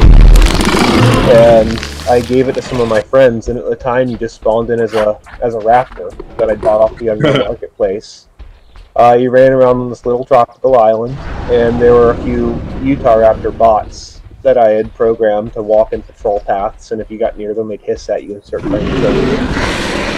And you had food and water, but that was it. And I released it, and they played it, and they thought it was fun, and then I found Vipe, and Vipe saw pictures of the game, and he likes raptors a lot, so he was like, I kind of want to work on this with you and make it into a game, and he joined, and he made it multiplayer, so then we could play Raptor Demo with other friends of ours, and we kind of just started playing this game, and it's kept going. And I think that was when I started being inspired to do this, was just, I kind of started realizing that I could. Like, I'd always thought making a game was like an impossibly hard undertaking that nobody could do unless you had a long list of experience and credentials, and I was just a gamer. I didn't even think of making a game. And after installing Unreal and starting to learn about how to use the engine to make video game mechanics and stuff, we started finding other developers like Sepix who came on board and wanted to help us make sounds for our animals. And at this point, I spend a whole lot of time working on this, but that's where it all started, was just me installing Unreal because it looked interesting, really. Brad, I was just wanted to bring up a little something that I found. I was looking on my PC to see if I still have the old Google Drive versions of the game, and it turns out I do. I've got some from November, one from September, two from October 2017. I'm just trying to find the screenshots because... Oh, I have an older one than you. I have the build from February 2017. Ooh. That game was less than a month old. And even at that point, I mean, it was just a hobby thing. You know, I'm an electrical engineer. I just went to work, and I'd come home every night and be like, I'm going to learn more about Unreal because this is fun. Like, learning to make a game, and it's seeing my friends play. And yeah, we still have the old game. I could bring up a screenshot, actually, and show it in the QnA chat. I don't know where the screenshots are in the old download zips. Alright, next question from Silver Dragon. What are the current sizes of the current maps on Bermuda? For example, one of the Isles maps called Isle B3 is 16 kilometers by 16 kilometers, while another called Benya Island is 8 kilometers by 8 kilometers. I don't know what they are in kilometers. I'd probably be able to go and measure that if I went and opened the wheel really quick, but I think the maps that Byte and Sepix are working on are comparable to the size of the old Isle Region 2 map. So if that's any size comparison, that would translate well. That's about the measurement I can think in terms of. We don't have anything that's as big as 16 by 16. Alright, and then another question is, what is your and the other devs' favorite dinosaurs?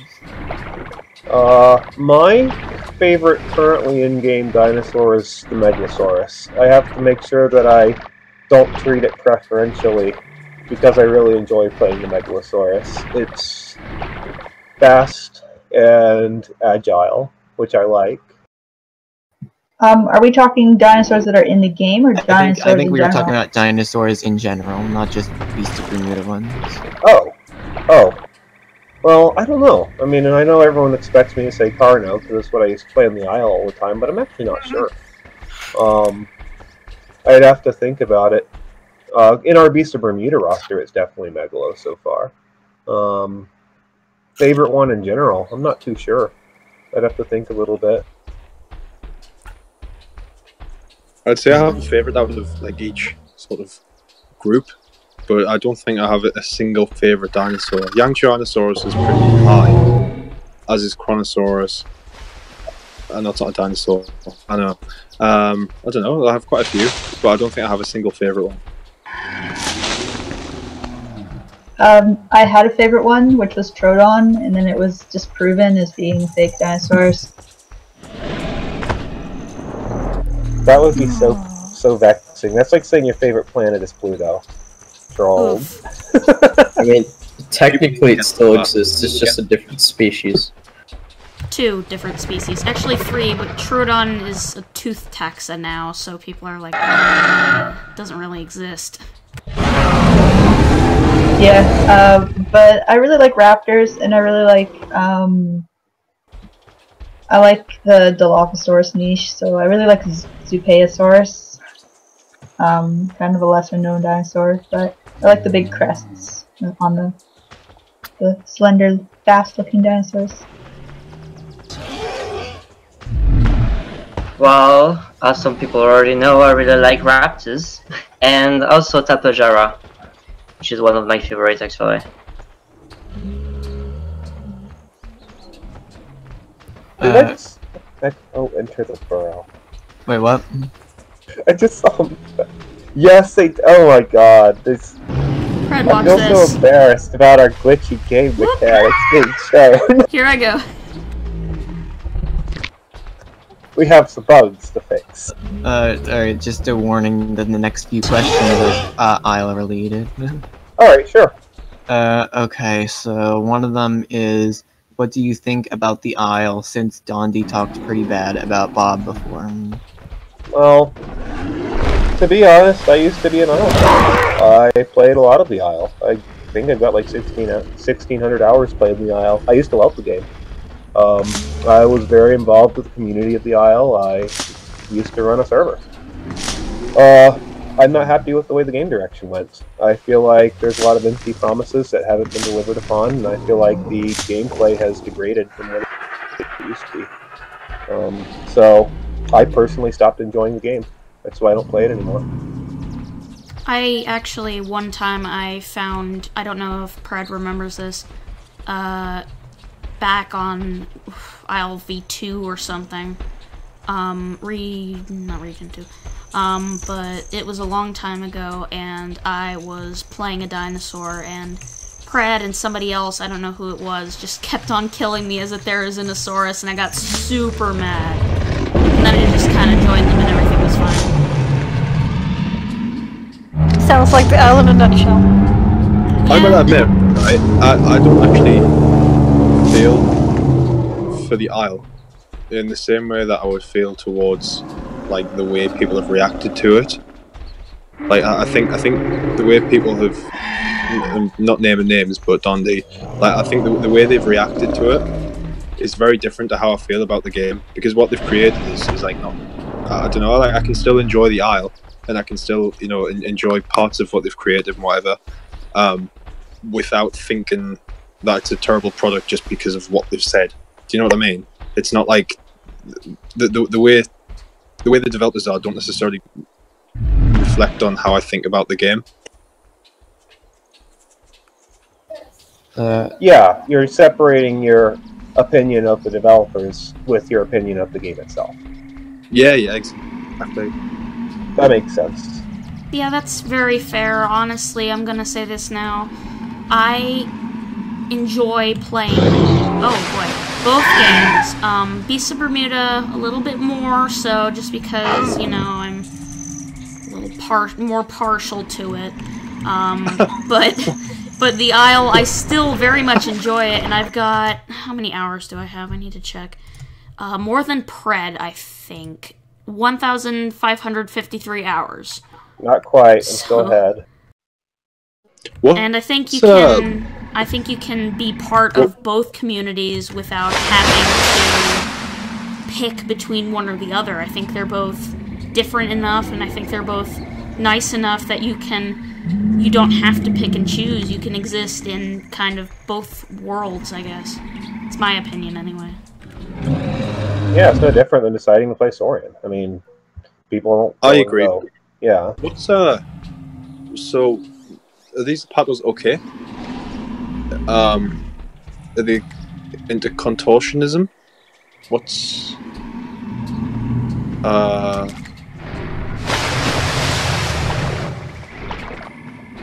anyone know what's going on here? Wait, what? Oh, the Apados! The Apados. That's it's a bug, Sepix. There's something wrong with it. I'll tell you what's wrong with that. The Apado head. There's something wrong with the Apado animation set that we got from the studio we commissioned them from. And they're fixing it right now, but I force fixed a lot of the animations to add a 12-degree offset to the left on its neck. And what happens when it lies down is it keeps trying to add 12 degrees to its neck pitch angle every second because the code is taking that and running wild with it. I just need to go in and fix it real quick. To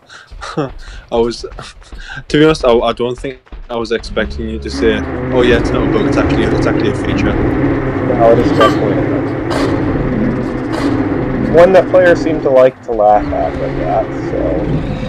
Screenshot it now, it's going to get fixed soon. It's been one of the better parts of being part of the game development team is seeing all these bugs. Like, like for the time that they're here, they're really funny. They're not funny for me, I have to go and fix that. Honestly, I've more than most of the actual players. We've had some pretty ridiculous bugs. I mean, we do try and be pretty ambitious with the game mechanics, and that does lead to some pretty ridiculous bugs happening sometimes. Corkscrew neck Elasmosaurus. Yeah, oh gosh. It still happens, but just to a lesser frequency. Well, when we get a new Elasmo model, I'm going to plan on rewriting that entire mechanic. The mechanic's honestly a mess. It needs a recode. You ready to move on to the next question? Absolutely. Alright, so we're done with Isle questions for now, but alright, so back to BOB questions. Do you plan on making maps themed around certain biomes? I think this was sort of answered before, but if you want to elaborate on that. Sopix, would you like to take this one? What? Sure, I will. So, the game takes place in Bermuda, and we are having different biomes within different maps. So there'll be certain areas where you can go where, say, like the foliage will be slightly different, and there'll be like a different. The way I want to do it is have different sort of moods around different areas of the map, so it's not all just the same. However, there have been people asking if we're going to do like Tundra Maps and stuff, and redwoods and stuff like that. And I mean, I can't speak for everyone making maps, but I personally would not be putting things like redwoods and stuff in. I don't really think it fits with having the setting in Bermuda. But yeah, there will definitely be some biomes.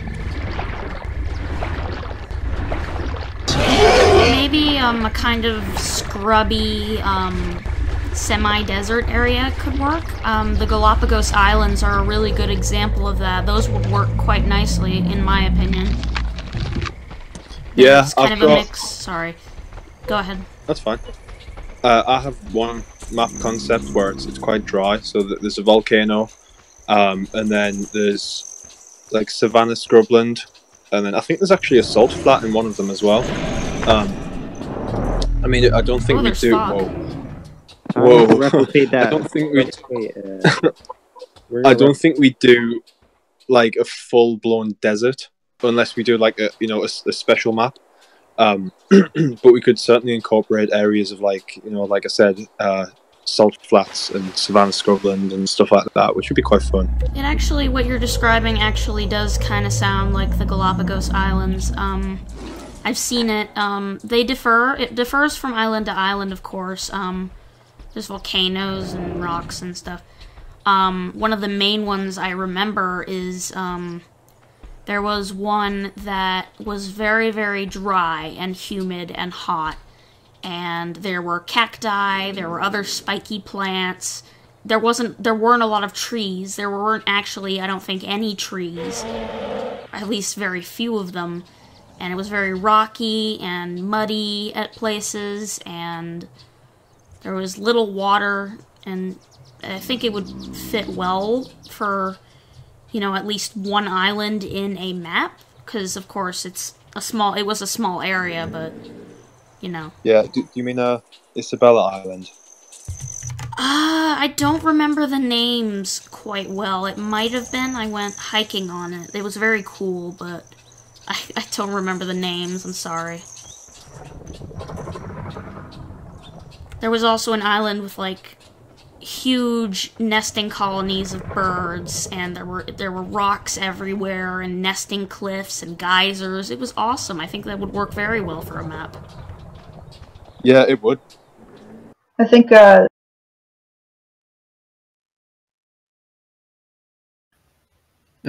my key thing messed up. I was going to say that I think, to answer that question, there will be different biomes, but because Bermuda is a tropical region, most of the biomes that we're going to incorporate are going to be tropical centered, or at least hot.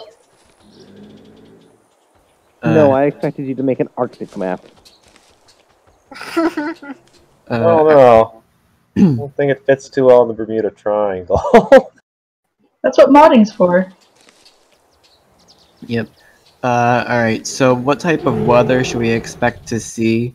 And will there be like a heat or cold mechanic, footprints in the snow to track people, things like that? We don't currently have any seasonal mechanics in the game. That has been discussed before. It might be something we end up adding. It's certainly on the list of possibilities, but it will not be in the game for release date. If we did, it'd probably tie in with either comfort, or we'd make an entirely new resource altogether that needs to be managed, body temperature or something. But I can't really speculate on it right now. I don't know. Alright. So you said no seasons, right? Currently, there are no seasons. We've thought about adding them before, but we haven't done it. Okay, so then, alright, so the last question is, will there be applications available down the line to apply for any available positions, for example, skin making, map creation, animation, etc.? So, it depends on what we need. Several of the people that are on our development team were people that just got involved with our project and started helping out, and then we saw that it looked like we could continue with that. Now, some of the people we do have working for our project are contractors. We do contract our animation work because we've had trouble finding animators. But a lot of the skins that we have in the game are made by the community, so that's a major yes on that. There isn't really an application so much as a, I'd like to try and do this, can I try it? And we'll be like, yeah, sure, here's the model. We do typically reserve that to our tester community right now, though, but after release, I'd anticipate we'd be a little more open about that. Yeah, because we have gotten people asking, like, for example, in like Noire wants to make a U-Tyrannus model for the game. Now, models are a little different. So, we have been using Manusaurus's models for our game. Manusaurus has provided all but one of the models for our game. He's made the in-game Para, the in-game Megalo, the in-game Chrono, and the in-game Apado are all Manusaurus. He also made the Erythodromius, which you got a sneak peek at earlier, even though it's not ready to play yet. Vipe made the Velociraptor. Manusaurus has also made us the not currently in-game Acrocanthosaurus to replace our current one, a Lurdosaurus, which is a semi-aquatic hadrosaur. He's made us a new Mosasaur model, which isn't quite ready yet. There's a few others as well. But we really want to keep using Manusaurus's models for our game because we want to keep a consistent model. So it is a lot less likely that we would use a community-made model rather than finding community members that are interested in map making and skin making are the difference. Those two are really easy to let the community get involved in because you can always add more skins, you can always add more maps. It's not really hard for us to do so. But the models themselves, we probably want to do a little bit of a quality control on that and keep them from the same source. Alright. Okay, so that's the end of the Q&A. It's been about 2 hours now. Any guests who haven't joined the group, you'll have about 24 hours to do so before we just we remove your guest tags, and you'll have to do a join application. And yeah, if you have any further questions, you can go to Predatoria's Discord, the Beast of Bermuda Discord. It should be in the server announcements. It's also in the description of my stream for anyone watching or following it. And yeah, so thank you everyone for coming, and thank you Predatoria and the other developers for allowing us to host you on our Discord. And yeah, it was fun. I had a good time. Thank you for hosting us. Yep, and we actually are thinking of hosting a Bob server in the future once the game comes out. Well, we're trying to make sure that we're ready with that Steam password thing you were talking about, because that would help you out a lot. So we'll be ready.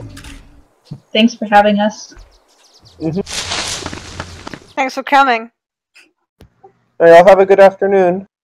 Alright, bye. That was wonderful. Thank you, guys.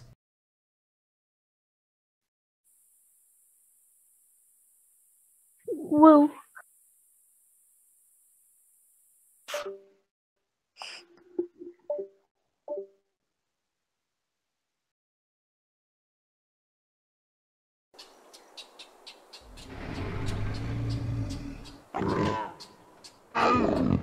Mm-hmm.